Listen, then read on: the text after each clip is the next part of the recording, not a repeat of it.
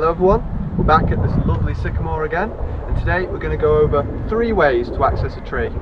The most traditional, using the prusik loop or Blake's hitch. Secondly, upgrading up to the hitch climber setup / zigzag setup. And then thirdly, accessing the tree using a single rope technique, either with the rope wrench setup or a mechanical SRT system. So first off, let's introduce you to the prusik loop. The prusik loop or Blake's hitch has been used for many years to access the tree. It's the most basic way and cheapest way of accessing a tree. It's just a simple bit of cord tied together with a double fisherman's knot. A tutorial on how to tie these is in the description below. But firstly, before deciding what system we need to use, we need to get the rope up in the tree. So I'm going to show you 2 methods today. One, bundling the rope and throwing it between your legs onto the lowest branch. And number 2, using a throw line. So let's get started. But I'll be able to throw it up here. With a throw line, I'll be able to get the line much higher. So just start coiling the rope, approximately the length of how far it needs to come down. So I reckon that will do. And you want to start wrapping, maybe 3 times, maybe twice, and then pass the bight through the top. And then maybe grab that other line like so. You've got a nice coiled bit of rope there. And then what we're going to do is get it in between. Say the branch is behind me. Turn your back to the branch. You go 1, 2, 3. Throw it over the shoulder. So that lowest limb above me is where I'm trying to get to. In all honesty, it's a little thick for DLTing up, but this is just to have an idea. Ideally, the branch will be a bit thinner. So you want the rope behind you, like we've shown. Get the coiled loop. Aim to where you want to go. Have the branch behind you. 3, 2, 1. You can see that was quite easy. We could now tie our system on and ascend the tree that way. But because it's the lowest branch, it'll be quite hard to get over that. So now I'm going to show you how to access the tree using a throw line and the benefits that provides. So this is a throw cube. I'm sure you guys have seen this before, but if you're new, that's what it's called. It extends out. And now you've got a nice little bucket for your throw line to go in. This is the cube, this is the throw line, and this is the weighted bag, sandbag, throw bag, whatever you'd like to call it. So using this, we can throw this over the branch and then attach the line onto the end of this and pull the line over. It allows us to throw it a lot further than we would be able to throw it the traditional method through our legs. So I'll demonstrate that now. This is called the cradle technique. You pass a bit of a line through the ring, and then you're holding it like a cradle, and then you swing the cradle beneath your legs and launch it in front of you. That's where we wanted it. You can easily see how that allowed us to throw the line a lot further. You could throw it even further, and you can actually get catapults if you want to get it even higher up in the tree. So I won't bore you because I'm sure I've shown many people before, but a quick simple way is you can clip on there with a carabiner onto the bottom, or you can just go through the loop and tie a knot. You can also take the bag off and hitch it on with clove hitches and half hitches, but that's how I like to do it if it's over a wide open crotch. Up it goes. So we've quickly covered how to get your line up into the tree. So we've done that. Now what system to choose? Like I was saying before, this is the prusik loop. The prusik loop is pretty clever and pretty cheap, but pretty hard on your body. Now that's why people have moved away. Let's tie the prusik. Wrap round, looping round in the middle. Maybe wrapping one more time. This is dependent on the rope configuration and your weight.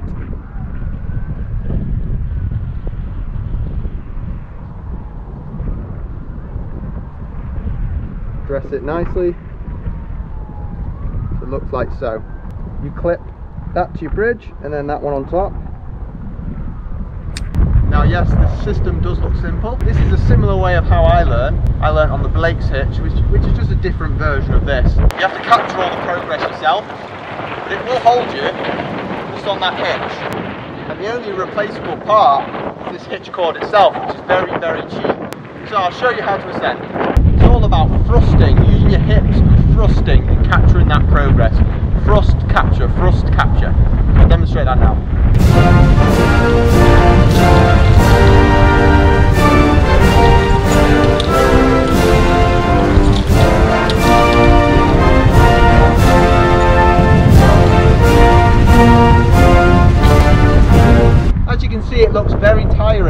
descend is quite simple. You just pull down on the top of the hitch, using that left hand as a brake. It's a very, very clever idea. There's a lot of friction there which generates a lot of heat. If you were descending very quickly, you have a high chance of burning out both your rope and the hitch cord. Once you get to the top of your line, you just lanyard in, take this system off, throw it over the next branch, send up, lanyard in, take this off and repeat until you get to the top and set your anchor point. I'm not going to ascend all the way up there on a prusik loop because it just takes too much energy, so we're going to switch over to the second method of ascending a tree, and that's the hitch climber / zigzag setup. This is still a moving rope system or a DRT system, just like the prusik, but slightly more advanced, but still using a hitch called an eye-to-eye.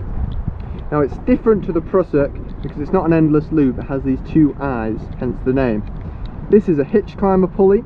There's actually a newer version of this, but this works just fine. And these are DMM oval crabs, but it can be any oval crab, and they work the best with this setup. So one thing to note with a hitch climber setup, it recommends that you have a spliced eye. If you tie a knot, it can interfere with the hitch. So remember, try and use a spliced eye with the hitch climber setup. So how I like to tie all my hitch climbing systems is I like to tie a little knot, and that's a slip knot, just so then I can clip the pulley on, put the carabiner through it, and it holds it in place, ready for me to tie the hitch cord on. So today I've got an 8mm hitch cord. The reason why it's 8mm and that's slightly larger is it recommends about a 3mm difference. So if you're on a 13mm rope, you want a 10mm hitch cord, and this is an 8mm and this is an 11mm rope. So I'm going to be tying a VT. I prefer the VT on all hitch climber setups. There are other knots available, and I've got them all. I've got tutorials on how to tie a lot of the variations on my channel, so have a look for that if you want to mess around with different variations. This is all dependent on the rope and your body size. This is a brand new hitch cord and a brand new rope, so I'm going to probably put an extra wrap than I usually would. You go around about that many times, go down, around, there you go. I've got a slowed down version of that on my channel, so make sure to check that out. Slip that onto the bottom hole, like so, and then you take the spliced eye end onto the middle or top hole. I like the middle hole because it creates a bit more of a distance, a bit more of a gap, so there's no chance of that interfering. So that's how to tie the hitch climber setup. I'd say this setup is very similar to the Tpott zigzag. The main difference between this and the prusik or Blake's hitch is this pulley system. Now what the pulley system does is it tends the hitch for you. So as you go up, you see it slides up, and as you go down, it catches.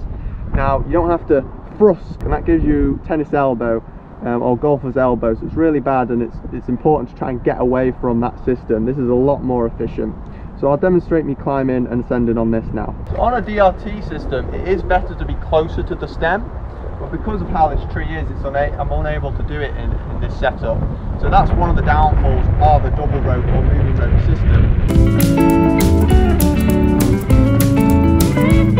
So as you can see, you can pull up with both hands on the top and then tend the slack with the bottom end. But it is a lot easier than the prusik.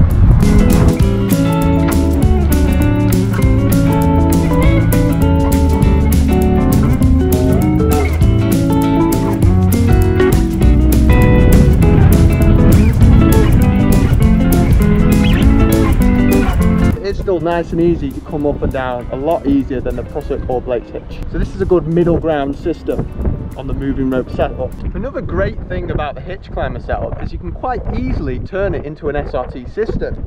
Now I won't go into detail just now, but I'll quickly show you how you can turn this into an SRT system. So you just get rid of the top and you'd be on a canopy anchor or a basal tie. You might need to watch some of my other videos to understand what that means. Now this is an ISC rope wrench. You couldn't put your full weight just on the hitch cord alone on an SRT system because you'll burn out the rope and it'll pinch too hard. So you need this to add a little friction above and spread your body weight over that line, and don't put it all on the hitch. So you just attach onto the bottom holes and you clip that onto there, and you can ascend and descend the line on a single rope technique. I'm going to show you now how to get to the top of a tree on a moving rope system and set your anchor point up. Then we'll come down and move on to the single rope technique. So right on here I've got the CT quick step foot ascender. Now what this allows me to do is eliminate the thrusting altogether. So I'll demonstrate that now of how to ascend up that difficult section using the foot ascender. What we'll do is lift this section here, place the rope through, close it on. What this does is it allows it to slide up but not down. So every time I take a step, I'll be ascending the tree. Each step sends me higher and higher. And that way there's no need to be doing the thrusting. It's not as efficient as SRT, as I'll show you later, but it's definitely easier than thrusting all the way up. Now we're not quite at the top of the tree, so this will require a bit of traditional climbing, where you're not quite climbing the rope, you're climbing the tree. So using the bits in the tree, using any way you can grab, climb up. Now, I've reached the point where I'm now climbing past my anchor point. If I climb much higher, I increase slack in the system, and if I was to fall, I would whip down and I would not be having a good time. They recommend don't climb about 1 meter to 2 meters above your top anchor. That's when your lanyard comes in. So your lanyard is a shorter piece of rope that's typically connected to your hip and has a friction device on that rope that allows you to rope round, strap round, climb a bit higher and advance your lower system above your head, to climb up to that and vice versa until you get to the top of the tree. Right here I have the Rope Positioner 2 by ART. It's an amazing device, but there are a lot more simple designs. You can have ones with hitch cord, you can have ones with a little rope grab. There's loads of different versions, but this is the one I have today. And I'll demonstrate how to use it now. So I've got to the top of my anchor. Instead of climbing any more above, I'll throw it over some suitable limb. I'll isolate the limb and clip it onto my side D. Now these side Ds are load bearing. You can't connect it to any of the webbing or anything like that. They'll have designated side Ds. So I'm connected there, I'm safe. I can then disconnect from my primary system. So now I'm no longer connected on this lower line. I can now advance up solely on my side strap.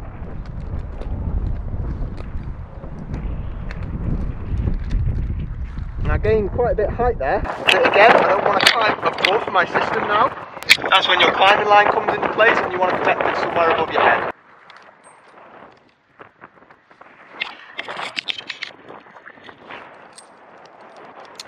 Continue to climb up. So I'll disconnect from my side strap and climb up a bit further. So again, I'm above my line. I don't want to climb up any higher, so I don't have a big fall. You get your system, you connect it again somewhere safe. This is an ideal place for my top anchor. Now what I could do is get my line, place it round the limb, connect it, and go about my works. I could disconnect my side strap and go about. I may just need to redirect my line down in that direction. But other than that, I'm ready to go. The only problem with this is it adds friction. Now, friction is your enemy. It's bad on the ropes, it's bad on the tree, and it'll be harder on you because you're working against that friction. And over that surface area, it's quite a lot. So what you can do is you can add a little sling with a carabiner and maybe a little micro pulley, or you can use what's called a cambium saver. Now, what I've got is a variation of that called a friction saver. I'll show you that now. So the idea of the friction saver is to eliminate friction. This is what it is here. You could also call this a cambium saver, but typically what differentiates a cambium saver and a friction saver is some sort of secondary sliding ring. Now there's a small ring and a big ring.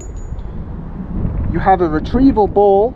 The retrieval ball can go through the big rings but can't go through this small ring, so it's retrievable from the ground. I'll show you how to set it up now. You want to place it round so the two big rings connect. It's extremely important that you put the spliced eye end through the smaller ring first. Through the smaller ring, and then through the two double rings. Then clip the system back on. You can disconnect, and you've got a system that can come down with very little friction because you're going through them rings. Now let's descend down to the ground. So we've put through some sort of friction saver. The hitch climber setup can be a really frictionless, smooth, freeing device. So I'll show you a few little jumps and declines now. You can get some really good control, but you do generate quite a lot of heat. That's the only negative of this system, is the heat you generate. But them hitch cords are replaceable. To pull the friction saver down, you just get the right retriever ball and attach it to your splice, and then you pull it up. And as long as you attached it in the right configuration through the smallest hole first, then it should come right down. There you go. Now if that was on concrete, you'd want to retrieve it with a throw line and lower it to the ground, because they're only aluminium rings and you could damage them. Lastly, let's move on to the third method of ascending the tree, SRT, or a stationary rope system. You could have shot over a branch with a throw line, and what you want to do is a basal tie or a canopy tie. So I'll show you a really basic basal tie. So it's just taking this one end round the tree and tying a bow line, and then just tying a bow line.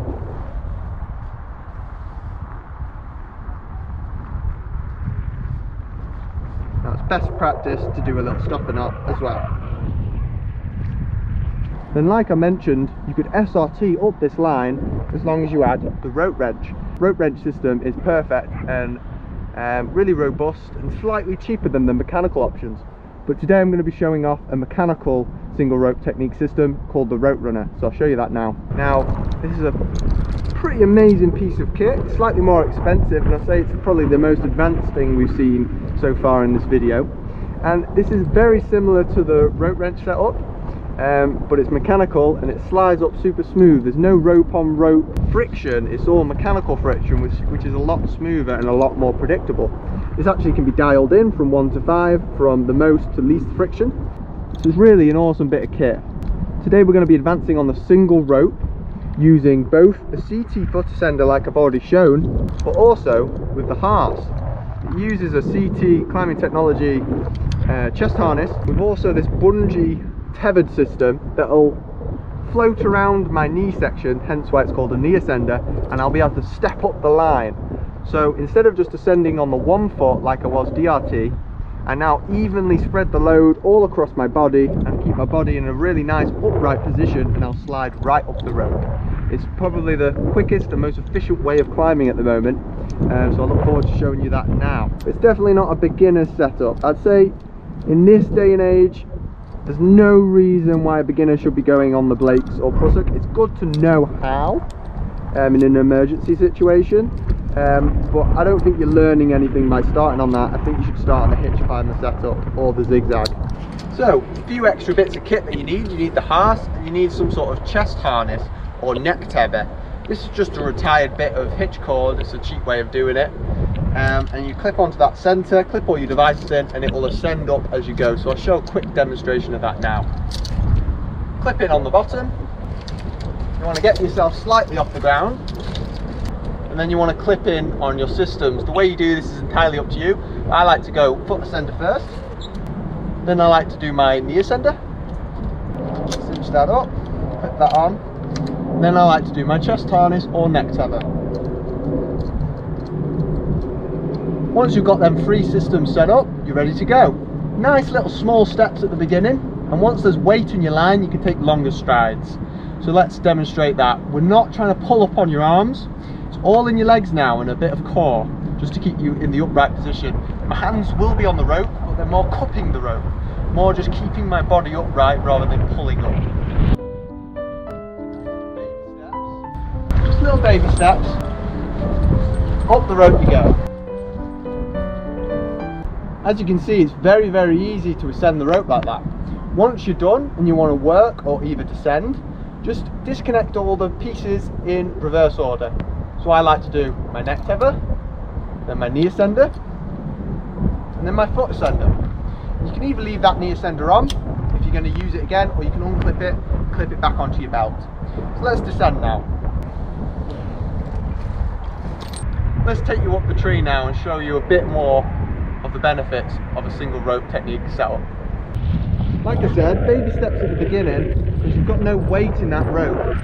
Once there's weight in the rope, you'll be able to take much longer strides. I'm increasing the strides now, which means the speed can increase. It's more about being smooth. If you try and rush, you'll actually end up being slower because you'll miss a step, stumble a step. As you can see, it's nice and easy to ascend up. Super smooth and a lot easier than a DRT setup. Disconnected from all my systems. Now let's descend. As you can see, it's dead smooth and predictable. Really bomb out of trees because there's no rope on rope.